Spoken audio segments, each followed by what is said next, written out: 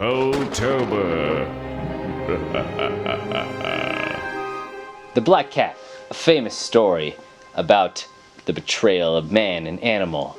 Well, today's movie is not really about that at all, but it is called The Black Cat. And again, this time we're going to see Suggested by the story by Edgar Allan Poe. Now this is something that I think is a real treat, although it may not follow the story, and as far as Poe-isms, maybe not the greatest or most true to story, but I'm telling you, total hidden gem today with The Black Cat from 1934. The first film to star Bela Lugosi and Boris Karloff, Dracula and Frankenstein, two of the actors that defined horror. They face off in 1934's The Black Cat. And wow, this is a film made in what is called the pre-code era of film when censorship was somewhat inconsistent. The movie has Satanism, torture, unscrupulous relationships. It's got a really unique tone for a film of this time. Again, this is from Universal Pictures and is very unlike many of their monster films. Lugosi plays Dr. Vertigas, who encounters a couple on a train. They learn that he had been a prisoner of war in Siberia for the last 15 years and is on his way to visit his architect friend, Polzig. They transfer to a bus, which ends up crashing, and they walk to Polzig's home. How convenient. This home is beautiful, by the way. An amazing piece of Art Deco design. It's featured throughout the whole movie, and it looks so cool. Well, Vertigas reveals his true intention for the visit. Revenge. It turns out Polzig previously commanded Vertigas' troops and sold them out, leading to his long incarceration.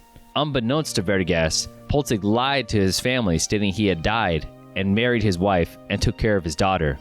The wife eventually died, and he then married the daughter as well. It's all revealed piece by piece as you learn about these characters. Which, by the way, that's kind of gross. Spoilers, boom, there's the warning.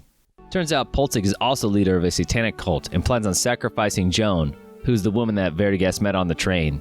Well, of course, Vertigas can't let this happen and helps rescue her. He eventually overpowers Polzig and straps him to an embalming rack and begins to skin him alive. Brutal.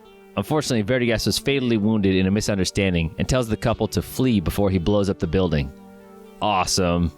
This is such an underrated gem in the classic Universal lineup of movies. We see so much love for Dracula, Frankenstein, and the Wolfman, but this film can easily stand beside them. The image of Karloff in this movie is at least somewhat well known, but it's still largely ignored.